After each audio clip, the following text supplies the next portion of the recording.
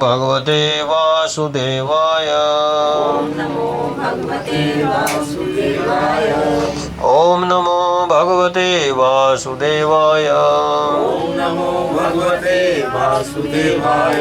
नारायणं नमस्कृतं नारायणं नमस्कृत्यं नरं चैव नरोत्तमं नरं चैव नरोत्तमं देवीं सरस्वतीं व्यासं देवीं सरस्वतीं व्यासं ततो जयमुदीरयेत्। जयमुदीरयेत्। नष्टप्रायेषु भद्रेषु नष्टप्रायेषु अभद्रेषु नित्यं भागवत सेवया नित्यं भागवत सेवया भगवती उत्तम श्लोके भगवती उत्तम श्लोके भक्तिर्भवति नैष्ठिकी। भक्तिर्भवति नैष्ठिकी। ग्रंथराज श्रीमद्भागवतम की जय। स्कंद 4 अध्याय 7 और श्लोक नंबर 7।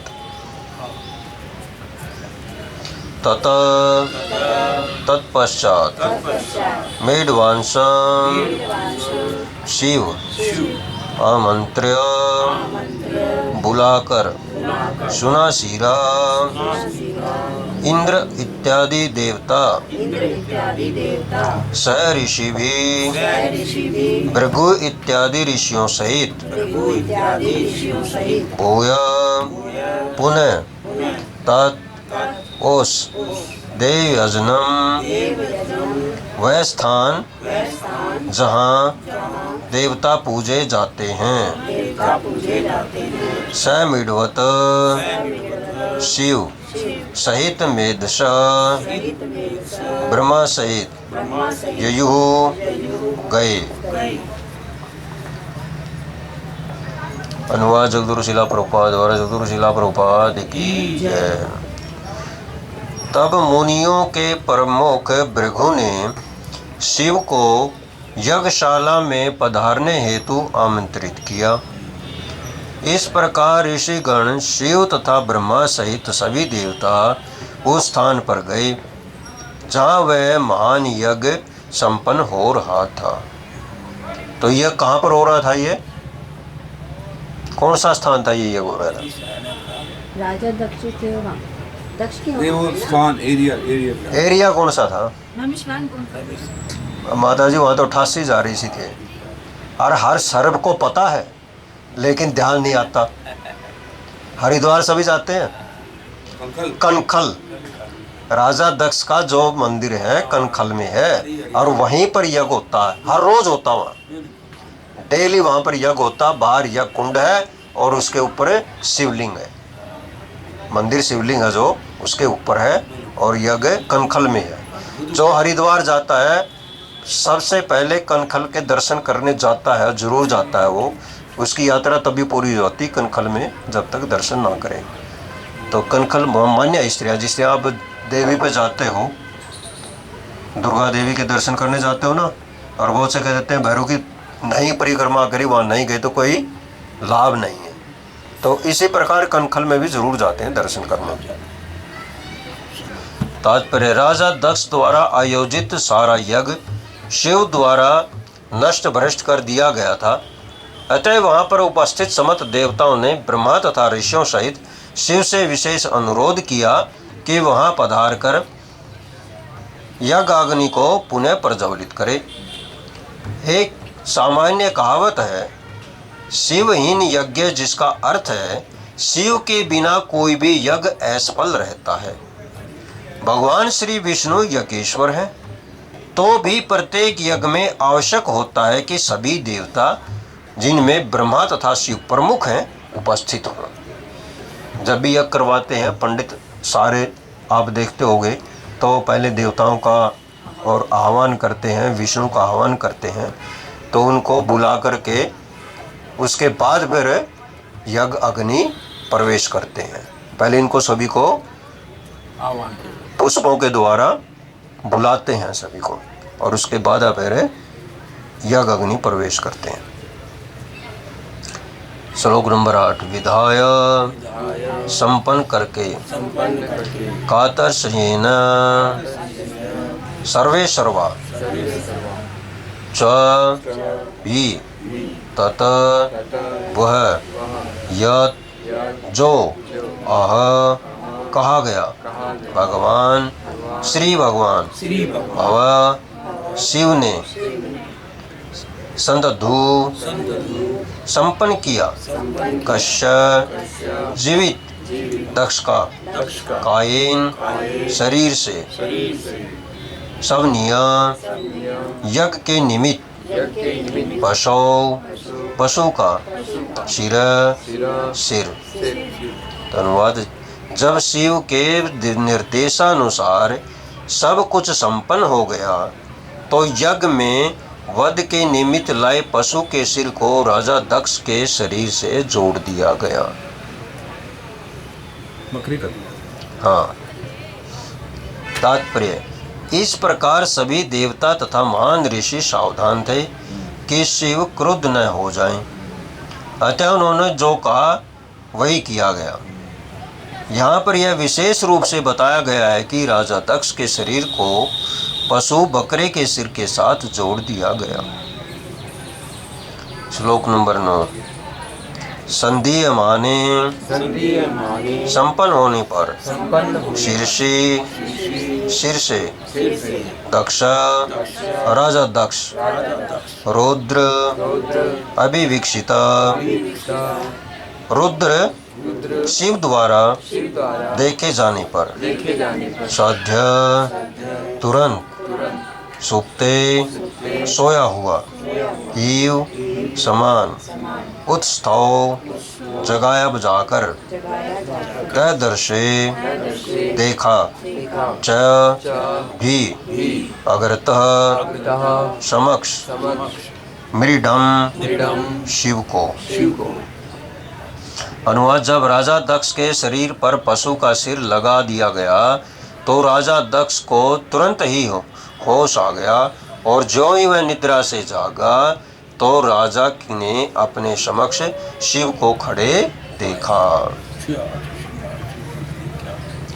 तात्पर्य, यहाँ पर यह उदाहरण दिया गया है कि राजा दक्ष उठकर खड़ा हुआ मानो उसे गहरी नींद से जगाया गया हो।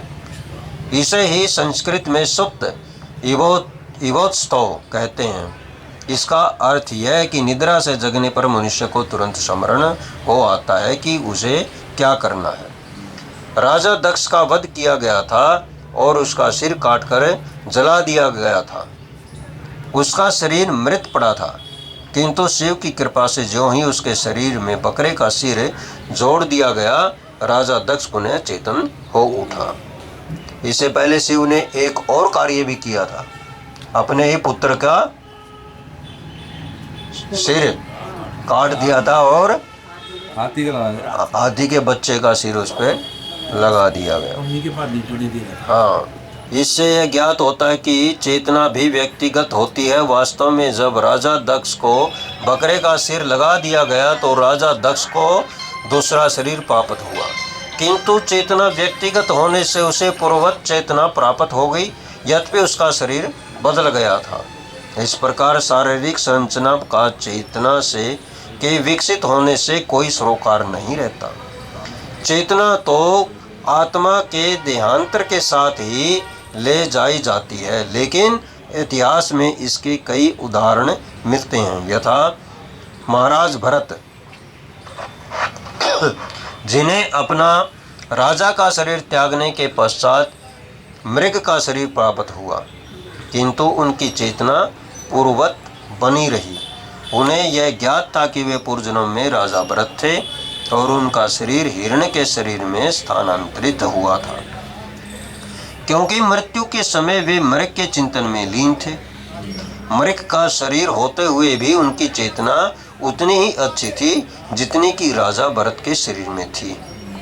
श्री भगवान की यह व्यवस्था इतनी उत्तम है कि यदि किसी की चेतना कृष्ण चेतना में परिणत हो जाए तो इसमें संदेह नहीं है कि अगले जीवन में भले ही उसे भिन्न प्रकार की देह प्राप्त हो, किंतु वह महान कृष्ण भक्त होगा। तो ये चेतना बड़ी शुद्ध होती है। कई बार देखा हमने, कुत्ते को अगर हम रोटी देते हैं ना, कोई चीज़ देते हैं, मंगलवार को खाता नहीं वो। हाँ, बहुत से देखे हैं। यहाँ पर एक सांड है इस पार्क के अंदर ही, काले रंग का, मंगलवार को नहीं लेगा वो। आजमा के देख लेना, कभी रोटी देके नहीं लेगा। और चारा खाता है, चारा तो खाता है, अन्न नहीं खाता। बाहर कोई रोटी देने आएगा तो नहीं लेता वो। चारा तो मैंने देखा है कई बार वो लेता है, सूखा चारा लेगा बस। हाँ, उसमें अगर आपने उसमें कोई चीज़ मिला दी तो फिर वो भी नहीं खाता। तो इस प्रकार चेतना बनी रहती है। मंगलवार तो जोते भी पानी में सिर्फ नहीं डुबोते। हो सकता है, खैर ये चीज़ तो हमने कई बार नहीं देखी। बाकी मतलब कई बार ये देखा जिसकी चेतना जैसे रहती है ना, जिस तरह भरत महारत का उदाहरण दिया है कि वो क्या थे, भक्ति में लीन थे। अंत समय में उन्होंने हिरण के बच्चे का समन हुआ तो उनका उसका शरीर मिला, भक्ति लेकिन उसकी ज्यों की त्यों बनी रही। जैसे हिरण का शरीर छूटा तो फिर उसके बाद वही भक्ति। तो इस प्रकार जड़ व्रत कहलाए, उसके बाद दूसरे अगले जन्म में वो। तो ये चेतना का मुख्य है। कई बार ऐसे ऐसे उदाहरण दिया करते थे महाराज कि घर के अंदर लड्डू गोपाल है और आप घर में पूजा पाठ कर रहे हो, सारा प्रणाम कर रहे हो, उनको भोग लगा रहे हो, और बच्चा भी उन चीज़ों को देखता है। तो एक बार घर में 2 साल का बच्चा उसका, और मैया ने उसको क्या किया, रोटी का वो बना देते हैं ना, गोल बना करके उसने जो भी मक्खन या कुछ लगा और उसको वो मट्ठा बना करके पकड़ा दिया। वो जाया धीरे धीरे और रोटी को खा रहा है और उस मंदिर में पहुंच गया वहाँ पर, और लट्टू गोपाल बैठे हुए थे। उसके मुंह में उसको रोटी को दे और उसको थप्पड़ भी दिखाए। खाएगा नहीं कि उसकी माँ भी ऐसे करती होगी, वो नहीं खाता होगा तो थप्पड़ दिखाती होगी। तो उसको वो रोटी दिखाए और वो खाए नहीं और उसको थप्पड़ दिखाए। और मैया बाहर खड़ी खड़ी देख रही थी, और फिर खाए अपना टुकड़ा, अपना ले खा जर, फिर वो ठाकुर जी को लगा दे। उसने खाया नहीं, उसने जोर से उसको थप्पड़ मारा, वो नीचे गिर गए। तो नीचे गिर गए, न बोले अब तो खाएगा नहीं। हम उसकी मैया ने आगे पकड़े, न बोले ये भगवान है, बोले खा ही नहीं रहे, ये मैं खिला रहा हूँ और खा नहीं रही।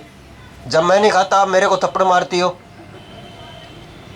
तो ये भाव है बच्चों का। ये अगर इतना भाव, रात को उसको सपने में आ गया, कब मेरे को ये जब खिला रहा था तो मेरी पिटाई कर रहा था, आप बीच में क्यों आए, मेरे बीच में क्यों आए, ये मेरे से तो प्रेम कर रहा है और मैं इससे प्रेम कर रहा हूँ।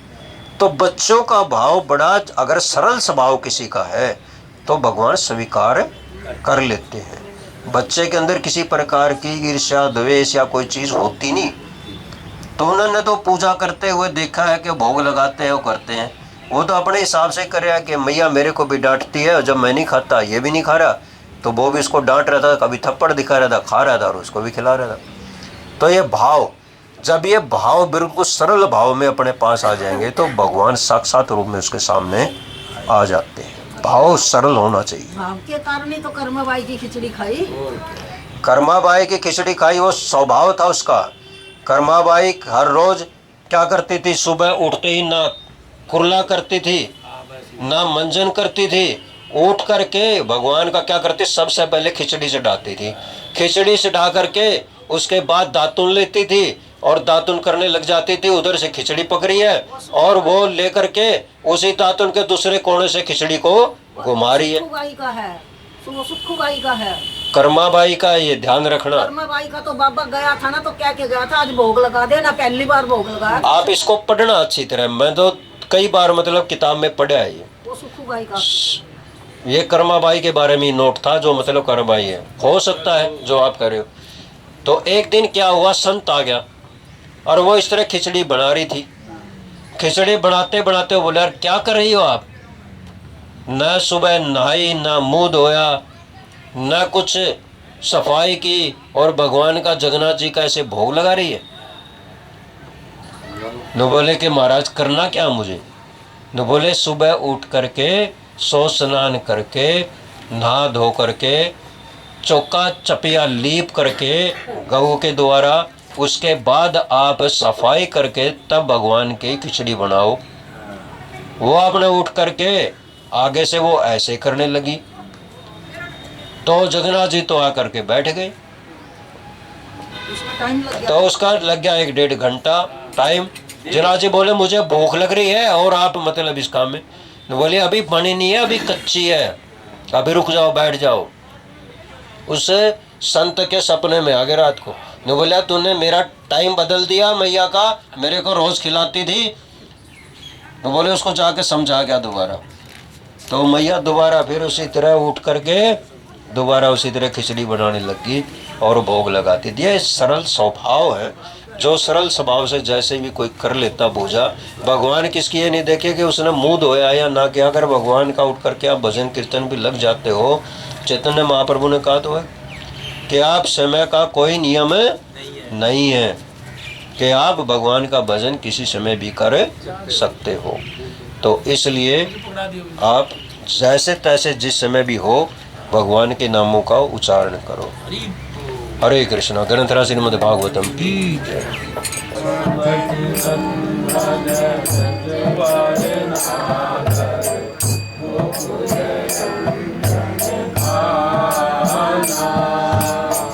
गोपी परन धन मदन मनोहर, गोपी परन धन मदन मनोहर, गोपी परन धन मदन मनोहर, गोपी परन धन मदन मनोहर, कालिया दमन विधाना, कालिया दमन विधाना, कालिया दमन विधाना, कालिया दमन विधाना, अमल हरि नाम मिया मिलासा, अमल हरि नाम मिया मिलासा, अमल हरि नाम मिया मिलासा,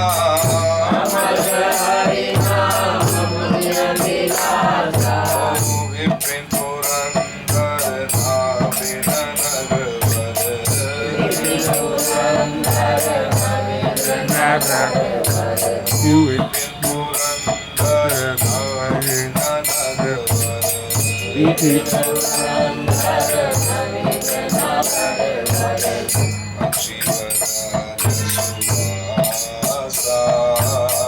वंशीवदन सुवासा, वंशीवदन सुवासा,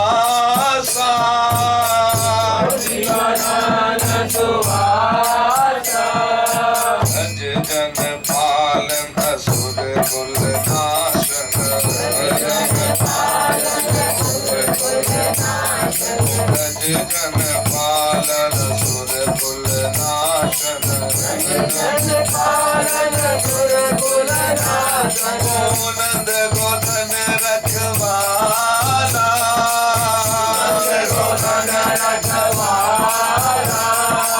नंद गोधन रखवाला, नंद गोधन रखवाला, गोविंद माधव नवनीत तस्कर, गोविंद माधव नवनीत तस्कर, गोविंद माधव नवनीत तस्कर, गोविंद माधव नवनीत तस्कर, ओ सुंदर नंद गोपाला, सुंदर नंद गोपाला, ओ सुंदर नंद गोपाला, सुंदर नंद गोपाला, यमुना तट चर गोपी वसन हर, यमुना तट चर गोपी वसन हर, यमुना तट चर गोपी वसन हर, यमुना तट चर गोपी वसन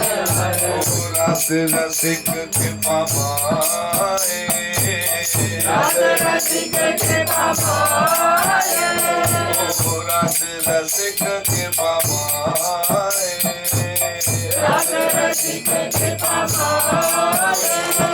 श्री राधा वल्लभ वृंदावन नटवर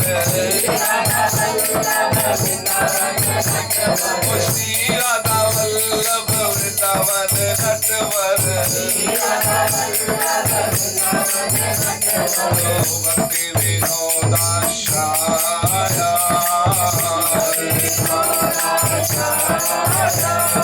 भक्ति विनोदाश्राया